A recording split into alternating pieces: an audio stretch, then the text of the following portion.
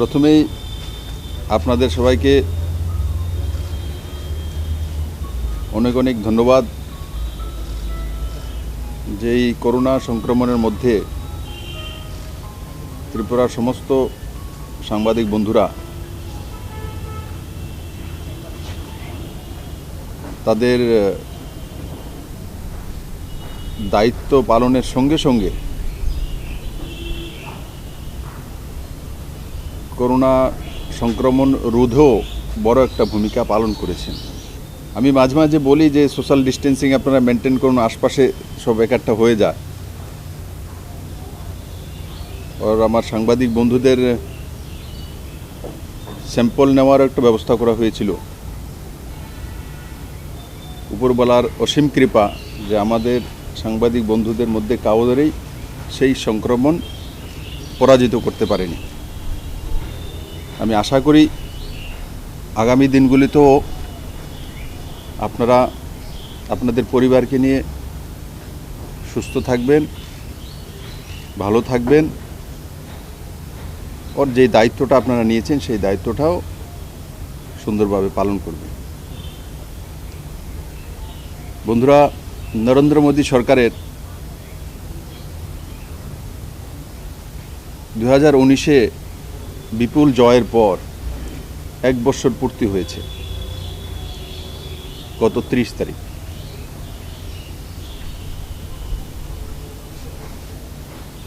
মোদিজি 1 বছরে কি করেছেন আর কি করবেন সেই বিষয় নিয়ে জনসমাজে প্রশ্ন ওঠে। আর মোদিজি একটা জবাবদেহ সরকার দিয়েছেন। আমার মনে হয় ভারতবর্ষের স্বাধীনতার পর কোনো প্রধানমন্ত্রী জনতার প্রতি জবাবদেহ সে নরেন্দ্র ভাই। সে চৌকিদার হোক, সে চায়ওয়ালা হোক, और সে জননেতা হোক, और সে রাষ্ট্রের নেতা হোক। নরেন্দ্র ভাই যেই প্রকল্পগুলি নিয়েছিলেন ভারতবাসীর উন্নয়নের স্বার্থে, সেগুলোর মধ্যে অনেকগুলো প্রকল্প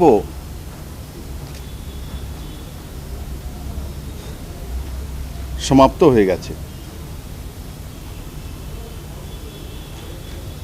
যেমন আপনাদের সামনে একটা তুলে ধরব, স্বচ্ছ ভারত 2014-তে নরেন্দ্র ভাই মোদী প্রধানমন্ত্রী হওয়ার পর ওনার অনেক প্রকল্প ছিল, তার মধ্যে একটা বড় প্রকল্প ছিল স্বচ্ছ ভারত। ও সেটা ছোট শিশু থেকে নিয়ে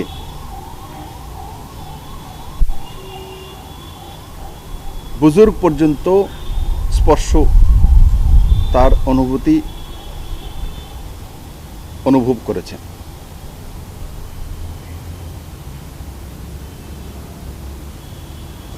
আজকে করোনা সংক্রমণ যখন সারা পৃথিবীকে আঁকড়ে ধরেছে, আমরা কি বলতে পারবো না যে নরেন্দ্র ভাই মোদী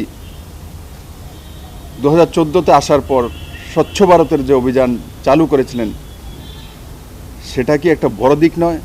যে 130 কোটি ভারতবাসীর দেশ, সোশ্যাল ডিস্টেন্সিং, 2 গজ দূরে থাকা, মাস্ক পরা, এটা তো করোনার সময় এসছে। কিন্তু নরেন্দ্র ভাই মোদী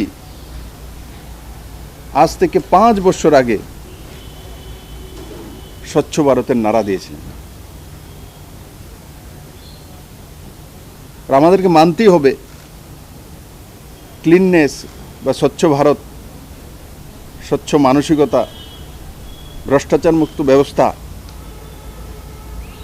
সেগুলি আজকের দিনে অনেকটা আমাদেরকে করোনা থেকে রক্ষা করেছে।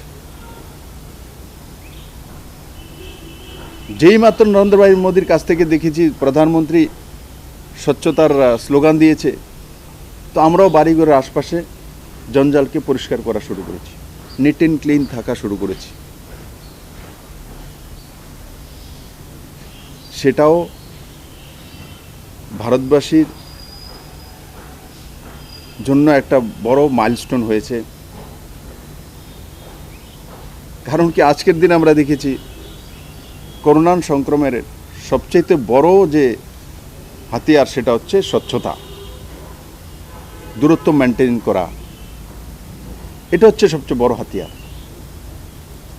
বন্ধুরা, শুধু সেই জায়গায় নয়, কেউ কোনোদিন কল্পনাও করেনি ভারতবাসী কোনো রাজনৈতিক দল নয়, সবাই রুটি ছেঁকছিল। বাবরি মসজিদ, রাম মন্দির, জাতি দাঙ্গা, ভারতবর্ষে বহু মানুষের প্রাণ গেছে। কেউ কোনোদিন কল্পনাও করেনি যে নরেন্দ্র ভাই মোদি আপিল করবে और सुप्रीम कोर्ट राय देवे और देशेर प्रधानमंत्री बोलबे जे सुप्रीम कोर्ट যাই রায় দেবে ভারতবাসী সেটা মাথা পেতে মেনে নেবে। কেউ কল্পনা করেনি, সেটাও এই ভারতবর্ষ হয়েছে। আমাদেরকে তথাকথিত অ্যাডভান্স যে দেশগুলি আছে সেগুলো সবসময় একটা অপবাদ আমাদের উপরে লাগিয়ে দিত, নেই ভারতবর্ষ তো এগুলো জাত পাত পন্থ ও তার মধ্যেই এরা সীমাবদ্ধ। ডেভেলপমেন্ট এদের কাছে ইস্যু নয়, উন্নয়ন ওদের কাছে ইস্যু নয়। উন্নয়ন তো ইস্যু হয় ইউরোপিয়ান কান্ট্রিতে, আমেরিকান কান্ট্রিতে। সেটাও পাল্টিয়েছেন নরেন্দ্র ভাই মোদি। দুনিয়াকে মানতে হয়েছে যে ভারতবর্ষ সবকা সাথ সবকা বিকাশ সেই মন্ত্রে এগিয়ে গেছে।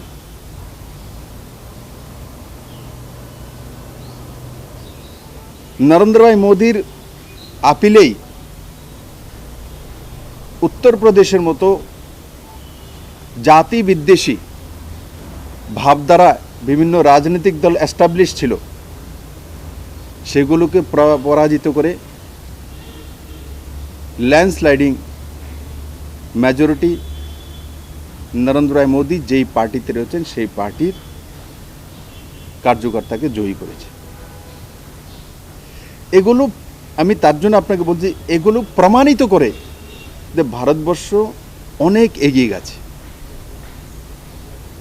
যারা ভারতবর্ষকে পিছিয়ে নিতে যায়, পুরনো স্লোগান, পুরনো মানসিকতা ও সেগুলোকে আঁকড়ে ধরতে চায়, মোদি ইতিহাস বুজুর্গ তাদের কাছ থেকে শিক্ষা নিয়ে ভারতকে এগিয়ে নিতে চায়। ডিজিটালাইজেশন কেউ কল্পনা করেছিল যে এটা ভারতবর্ষে সম্ভব? মোদি করে দেখিয়েছে। আজকে করোনা সংক্রমণের সময় যখন জনতার কারফিউ হচ্ছিল, যখন লোক ঘর থেকে বেরোচ্ছিল, বেরোনোর কোনো উপায় নেই, তখনও আমাদের অ্যাকাউন্টে নরেন্দ্র মোদি দ্বারা যে প্যাকেজ দেওয়া হচ্ছিল তার সুফল আমরা ডিজিটালাইজেশনের কারণে পাচ্ছিলাম।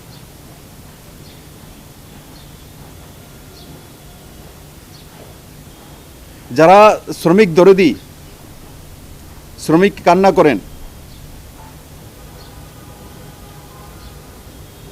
দীর্ঘ বছর এনারাই ভারতবর্ষের রাজনীতিতে প্রভাব বিস্তার করেছিলেন, রাজসত্তাতে রয়েছিলেন।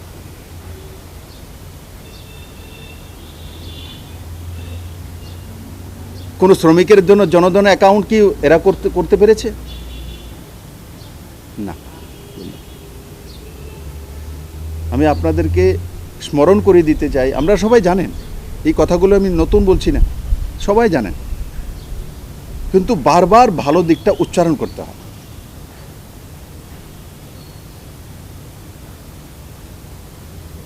বারবার উচ্চারণ করতে হয়, তাতে পজিটিভ ভাইব্রেশন যায় সোসাইটিতে। जीत तो पॉजिटिव वाइब्रेशन है।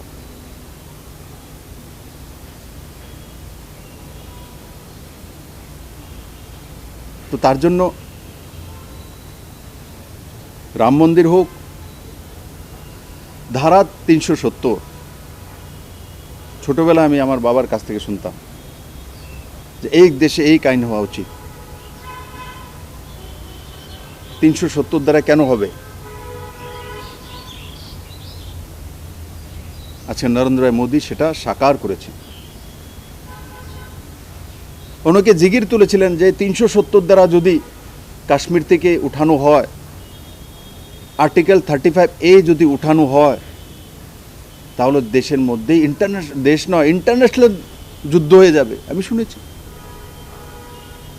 আমার এই রাজ্যে যারা বিরোধী পার্টিতে রয়েছেন, আমি কাউকে আজকে সমালোচনা করার জন্য বসিনি, কিন্তু আমার স্মৃতিগুলো তো সামনে রয়েছে। আমি তো দেখেছি যদি ওই জায়গায় যদি রাম মন্দির নির্মাণ হয় তো ভারতবর্ষের ক্যান্ডেল জ্বালিয়ে থাকতে হবে। রোডে রোডে আন্দোলন দেখেছি আমি ছোট থাকতে। এবার মিডিয়া লিস্টগুলো তেল দেবে না,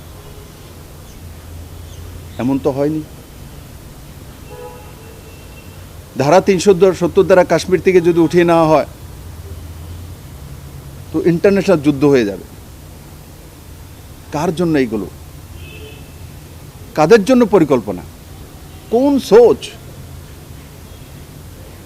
রাষ্ট্রবিরোধী মানসিকতা। কোথায় আমার সাংবাদিক বন্ধুরা আপনারা বলুন তো? 370 কাশ্মীর থেকে বিলুপ্তি হয়ে গেছে, আর্টিকেল 35 বিলুপ্তি হয়ে গেছে, 2 আলাদা আলাদা কেন্দ্রশাসিত রাজ্য হয়ে গেছে। কই তার কোনো প্রভাব তো না ভারতবর্ষে রয়েছে না তার বাইরে রয়েছে, বরং সমস্ত ভারতবাসী স্বাগত করেছে। রাজ্যসভা লোকসভাতে প্রমাণিত হয়েছে। আয়ুষ্মান ভারত যোজনা, মায়া কান্না কাদা, গরিবদের জন্য স্বাস্থ্যের ব্যবস্থা করতে হবে। রুটি কাপড়া মকান, কার স্লোগান আমি বলবো না। আর তার সঙ্গে স্বাস্থ্য, হেলথ। নরেন্দ্র ভাই পুরো দুনিয়ার সবচেয়ে বড় হেলথ স্কিম ভারতবর্ষে লাগু করেছেন। আমাদের কাছে গল্প ছিল যে ইউরোপিয়ান দেশে যদি জন্ম হতো তাহলে সরকারই আমাদের স্বাস্থ্যের সুরক্ষার ব্যবস্থা করতেন, ইন্স্যুরেন্স হবে আমাদের। গল্প শুনতাম ওরা। কেউ ভারতবর্ষ থেকে এনআরআই চলে গেছে ওখানে, বলে আমাদের তো চিন্তা করতে না, গভর্নমেন্ট আমাদের জন্য হেলথ কেয়ার সিস্টেম বানিয়ে রেখেছে, ইন্স্যুরেন্স করে রেখেছে। আমি বিপ্লব দিন কোনোদিন কল্পনাও করিনি যে ভারতবর্ষ সেটা হতে পারে, যে আমি জীবিত থাকতে দেখে যাব যে ভারত সরকারও ইন্স্যুরেন্স তৈরি করে দেবে গরিবদের জন্য। 1 কোটি ভারতবাসী তার লাভবান হয়েছে, 1 কোটি পরিবার। ত্রিপুরা তো বড় মাত্রা হয়েছে। ত্রিপুরাতে 75% জনধন আয়ুষ্মান ভারতের কার্ড রয়েছে। মানুষ বড় মাত্রা লাভান্বিত হয়েছেন। 5 লাখ টাকার ইন্স্যুরেন্স, 3 তালাক, মুসলিম দরদি, সংখ্যালঘু তোষণ, রাজনীতি। তার হার তো লোকসভাতেও হয়েছে, উত্তরপ্রদেশের বিধানসভাতেও হয়েছে। 3 তালাক, কেউ কথা বলতে রাজি নয়। বড় মাত্রায় ভারতবর্ষের মধ্যে আমার মুসলিম বন্ধুরা রয়েছেন, মুসলিম বোনেরা রয়েছেন। বহু মুসলিম কান্ট্রির চাইতে বেশি ভারতবর্ষের মধ্যে মুসলমান বসবাস করেন, অথচ এই দেশের মধ্যে 3 তালাক নামে এক অভিশাপ বিরাজ করছিল। কেউ হাত লাগায় না, হাত জ্বলে যাবে, ভোট চলে যাবে। একসময় কল্পনা হতো যে মুসলিম তোষণ করতে হবে, তবেই ভারতবর্ষের গদিতে বসা যেতে পারে। নরেন্দ্র ভাই মোদী সেই কল্পনাও চেঞ্জ করে দিয়েছেন। হিন্দু, মুসলিম, খ্রিস্টান, বৌদ্ধ, জৈন সবাইকে এক জায়গায় নিয়ে এসে বলছেন সবকা সাথ সবকা বিকাশ। তার পরিণাম 2019-এর ইলেকশন আমরা দেখেছি। বন্ধুরা, 3 তালাকের জন্য যে ঐতিহাসিক কদম নরেন্দ্র ভাই মোদী উঠিয়েছিলেন সেটা ভুলার নয়। আমাদেরকে বারবার সেগুলো স্মরণ করিয়ে দিতে হবে। হয় কি আমাদের একটা স্বভাব, ভালো কিছু হয়ে গেলে তো এক দুদিন ভাল লাগে, সব কিছু ঠিক আছে হয়েছে, তারপর আমরা আলোচনা সমালোচনা ব্যস্ত হয়ে যায়। কিন্তু বন্ধুরা, আজকে আমি আপনাদেরকে একটা বললো, আপনার সাংবাদিক জগতে থাকুন, আমি রাজনৈতিক জগতে থাকি, কেউ হয়তোবা কোনো সোশ্যাল কাজে থাকবেন বা নিজের কোনো কমার্শিয়াল কাজকর্মের মধ্যে থাকবেন, সব জায়গায় একটা জিনিস সত্য, সেটা হচ্ছে পজিটিভ ভাইব্রেশনই আপনাকে সাকসেস করে দেয়। পজিটিভিটি যে কোনো জায়গা, যে কোনো ক্ষেত্রে। আমি দেখেছি অনেকে রাজনীতিবিদ আছে, রাষ্ট্রীয় স্তরে আছে, প্রদেশ স্তরে আছে, গ্রামীণ স্তরে আছে, শুধু সমালোচনা করবে, উনি তো এই কাজটা করেছেন, এটা ঠিক করেন, এটা যদি 6 ফুটের রাস্তা, এটা যদি 12 ফিটের হতো তাহলে ফায়ার ব্রিগেডে গাড়িটা যেতে পারতো।